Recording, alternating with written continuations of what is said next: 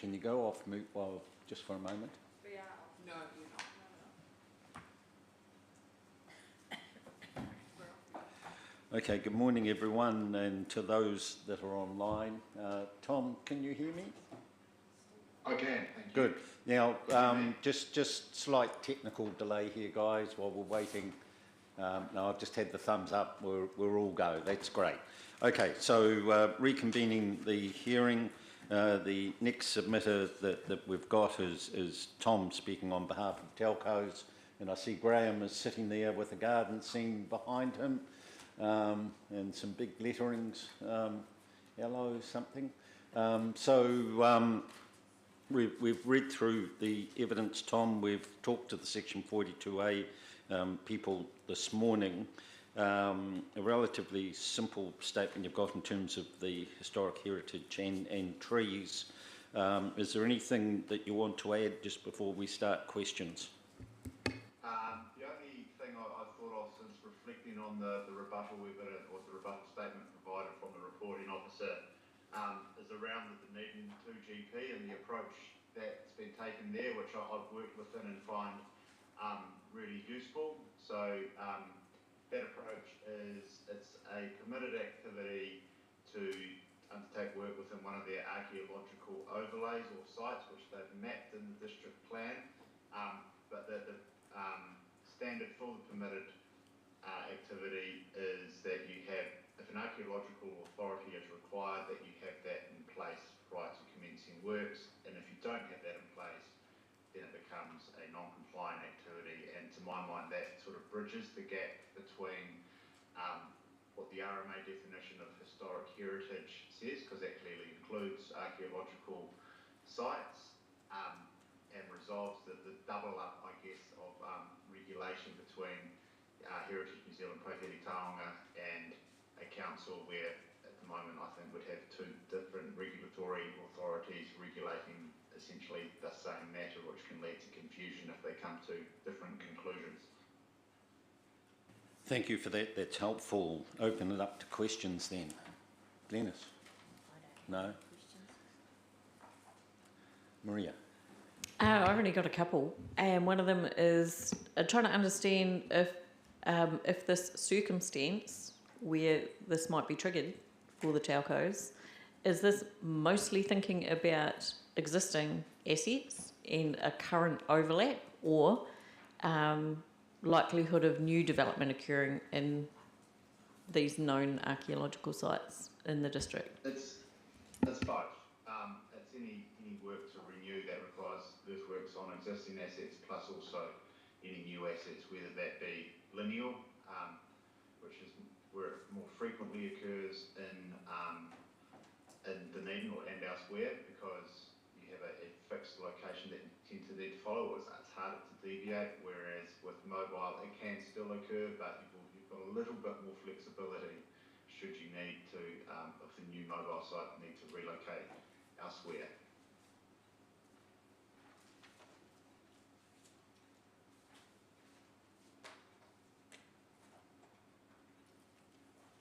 Do you have a view on the whether the earthworks component that I guess you just highlighted again belongs in the earthworks chapter, and with the EIT, are we potentially sitting outside expectations of the National Planning Standards if we're trying to deal with these infrastructure earthworks in the Historic Heritage chapter? I don't think the planning standards are very clear. They say earthworks must be dealt with in an earthworks chapter, infrastructure must be dealt with in an infrastructure chapter, heritage must be dealt with in a heritage chapter. Here we've got an intersect between all three. My initial reaction to the question is, of course, it should be in the heritage chapter. It's a heritage matter. And ultimately, I think it comes down to the mapping of archaeological sites, and it kind of doesn't matter whether it's an earthworks heritage or infrastructure. I still think it should be in heritage, as it is. That's what will trigger somebody, a plan user, to look what the relevant provisions in the plan are.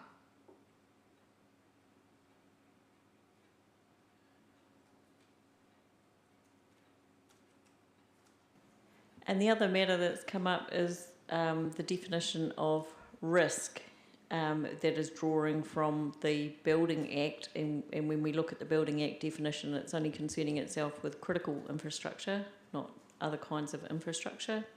Do you have any comment on how we might deal with this matter of the risk definition? I'm not certain of the exact context here. However, yeah, I can't really comment, to be honest. I'm trying to think off the top of my head and haven't got an answer for you, I'm afraid. Yeah, so maybe I can assist Yeah. and cloud the water even more. The Building Act specifically excludes our poles and minor structures that go with those, and so our design of a mobile facility, for example, relates to having an engineering PS4 sign-off on that, so that they are covering off geotech or other design risk, so structural, high wind loadings, that sort of thing, before we proceed. So it's kind of a self-regulating, but by a certified professional engineer. So that's how the Building Act is generally dealing with our infrastructure. If we're building a new building, which is pretty rare these days, then the normal criteria related to critical infrastructure, seismic review and all that currently apply, and that those provisions are getting reviewed at the moment. CMB's in the process of that. So the smaller stuff, then we've got an exclusion but a requirement, and then for big buildings, stuff that is more likely to cause risk if it fell over, then is dealt with that way. The companies tend to apply, for our retail stores, if they don't meet 100% of code, then we don't take leases or have those, so our customers are safe, similar for the other operators. So it's basically how we deal with that resilience of critical infrastructure.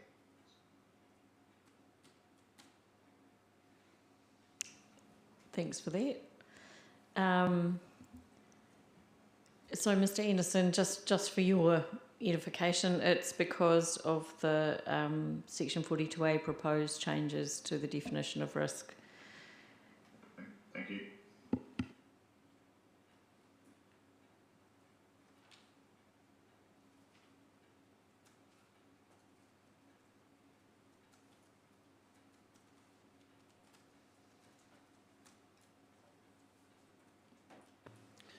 Can I just focus on policy 7, and you're asking for it to be deleted.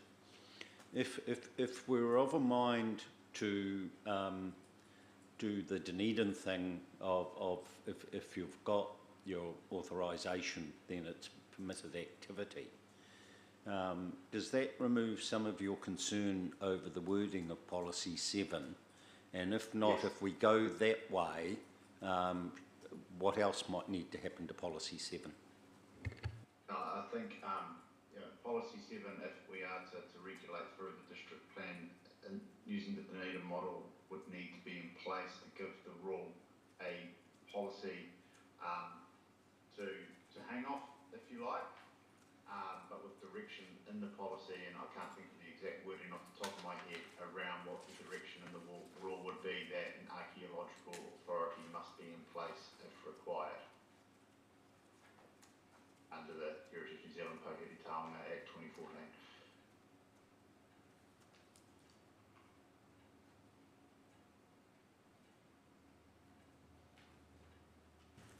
We're also recommended to include potential archaeological sites as a non-regulatory layer as part of the district planning maps. Now, I'm just interested to know from an operational point of view with the telcos, do you actively, in part of your site assessments, go to the planning maps and look up the different layers that are in district plans or available from the council? 100%, not just the district plan map as well, for every site that comes across our desk for a potential evaluation, every potential site, I should say, or search area, if you like. So often Spark or whoever it might be will come to us with an area and say we need a site within this area because we have a deficiency in our coverage in the broader area, and we need to look at the planning constraints. So we bring up the maps and identify each of those constraints, provide those to the mobile network operator or Chorus. But we also look at the New Zealand Archaeological Association database, which maps the known archaeological sites. So in those instances where district plans do not record archaeological sites, we've got a backup, if you like.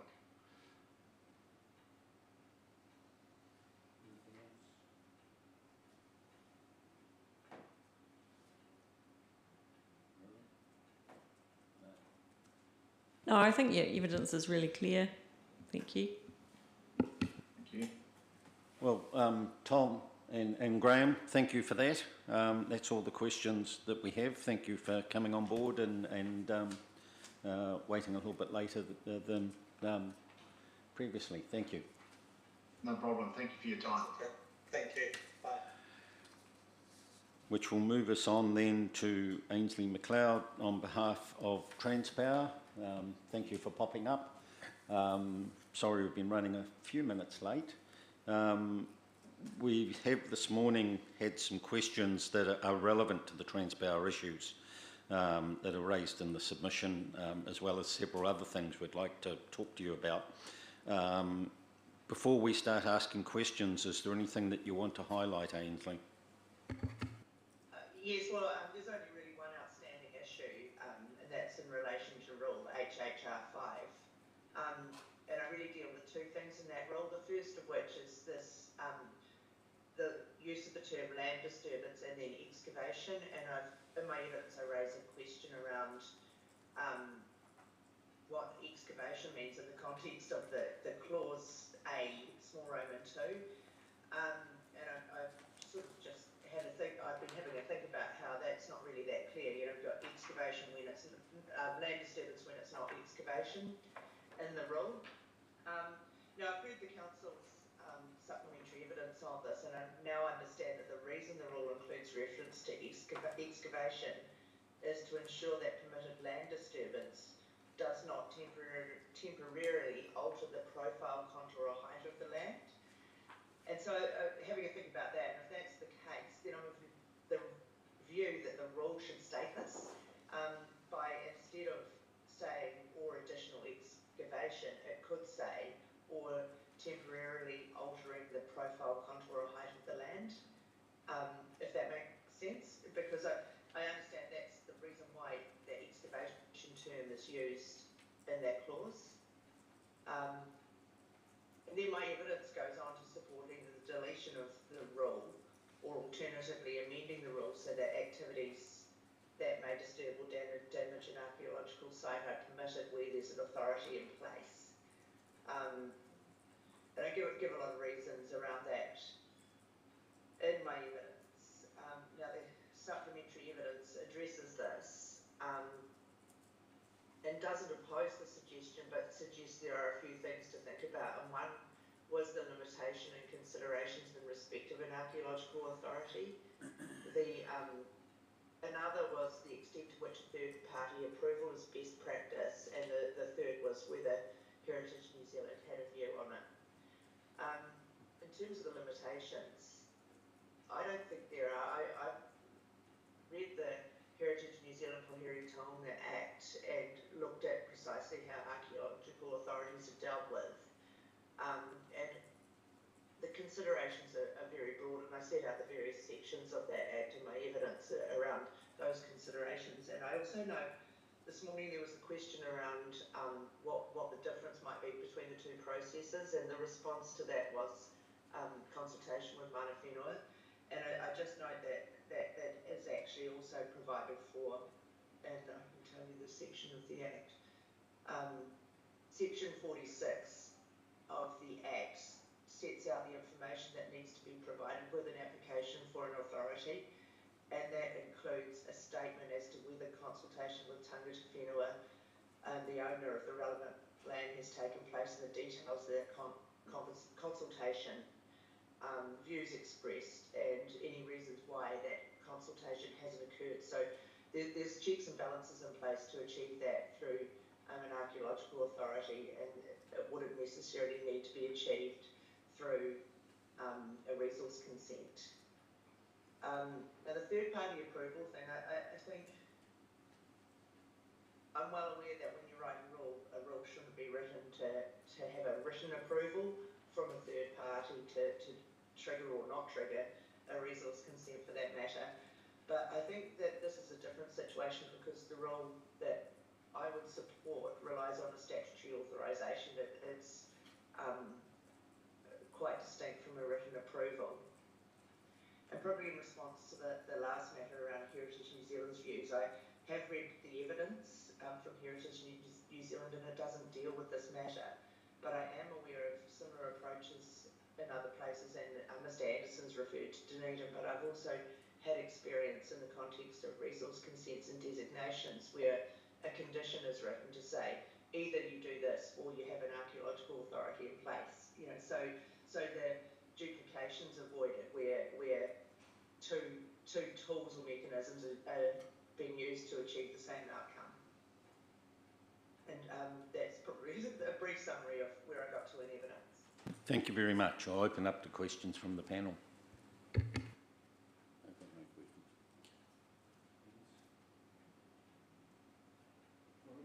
So really it's the same questions that I had for Mr Anderson in the telcos. So you might have the same view as Mr Anderson when I asked the question about land disturbance being part of earthworks and earthworks and EIT chapters, you know, whether this reference to land disturbance is in the right place. Yeah, I probably do have very similar views to Mr Anderson. I think the planning standards don't help us in some ways to try to figure out where everything needs to sit. I think one of the key tools, and it is signalled in the planning standards, is to make sure there's cross-referencing. Probably, I have a view that as much as possible should go in the EIT chapter, and if the regulation for activities should be the same for EIT, you know, any infrastructure, as it might be for other activities, then it may be a useful tool to have a rule in the infrastructure chapter that points directly to the rule in the heritage chapter, so that you can use cross-referencing, I think, to get around some of that, which chapter should be the all-encompassing one or not.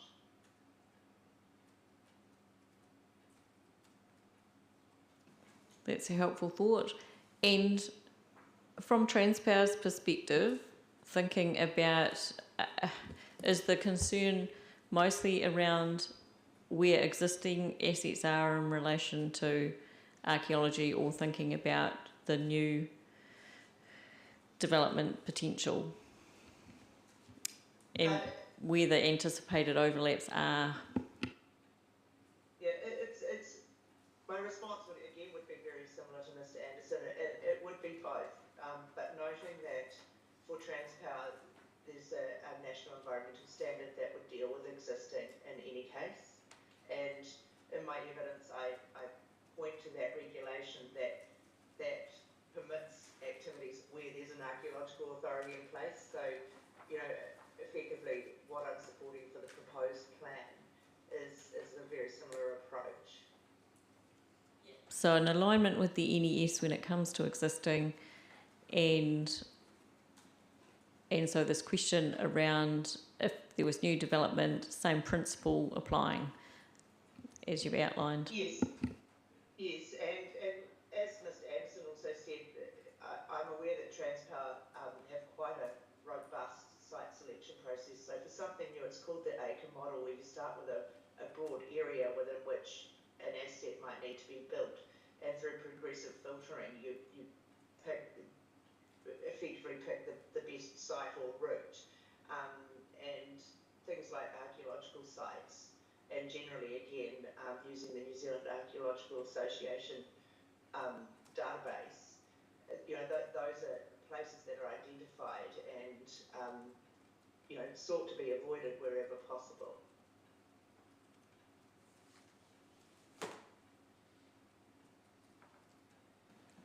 And in terms of what Mr. Anderson was suggesting around the Dunedin 2GP, if the PA was in place, he was pointing to the fact that without that, it pings through to a non-complying status.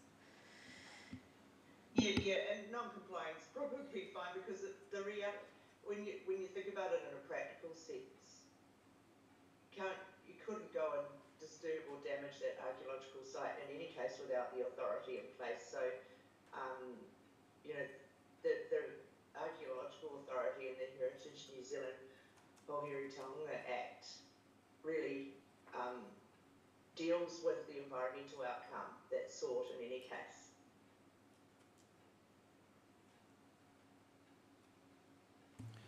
And Rebecca, apologies, I didn't notice that you had joined us online. If there's anything that you want to add as we go through, please speak up. Thank you, sir. That's fine.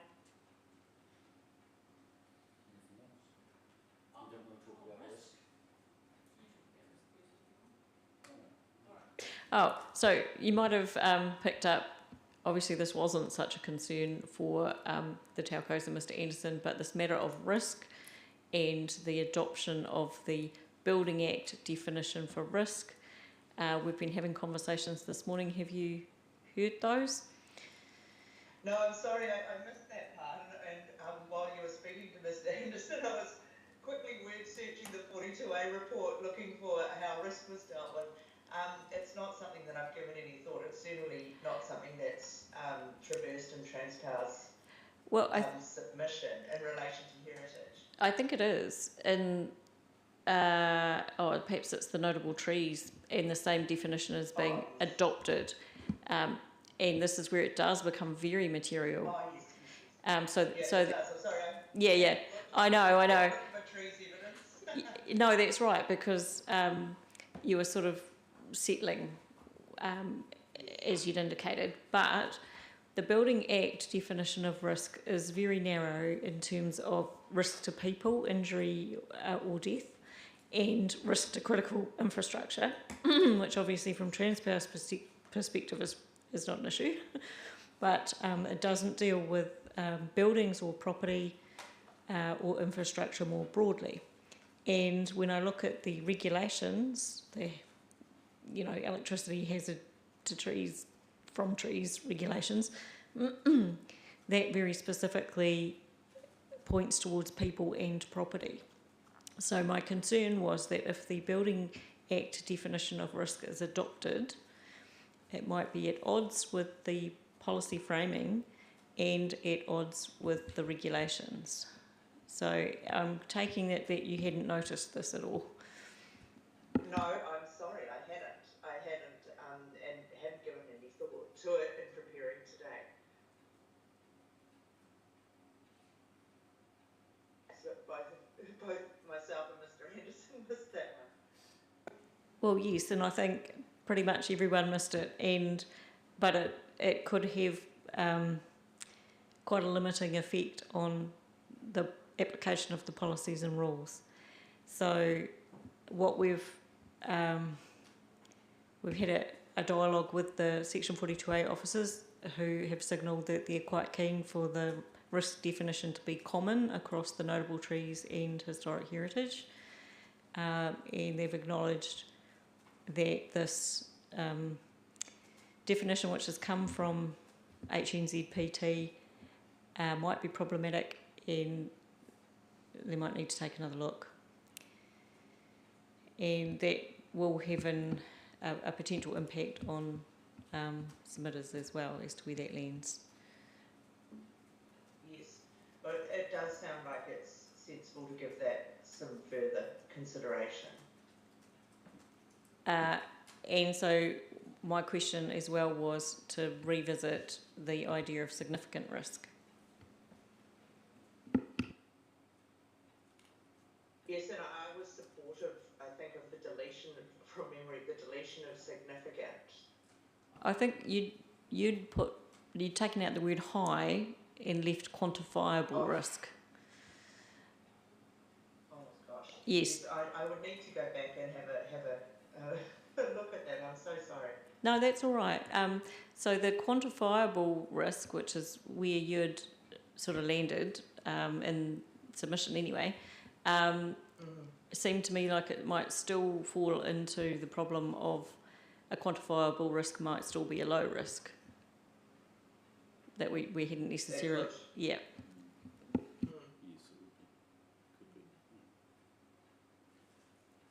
Okay, I think we'll need, as a panel, to have a talk about the options and whether we need to come back to submitters and ask for some further responses.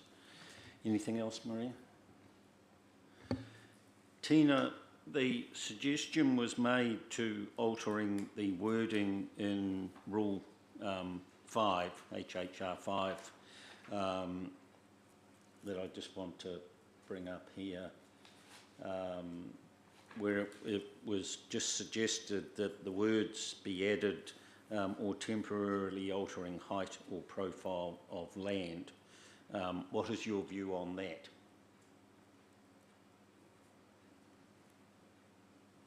Thank you. I did consider that you could change the wording in the rule, but I think for a common like a common understanding reading of the rule, it might be more aligned with the definition, which is desirable, but I think if somebody read that, they that weren't familiar with the RMA definition, it might actually be more confusing, which is why I didn't suggest that change.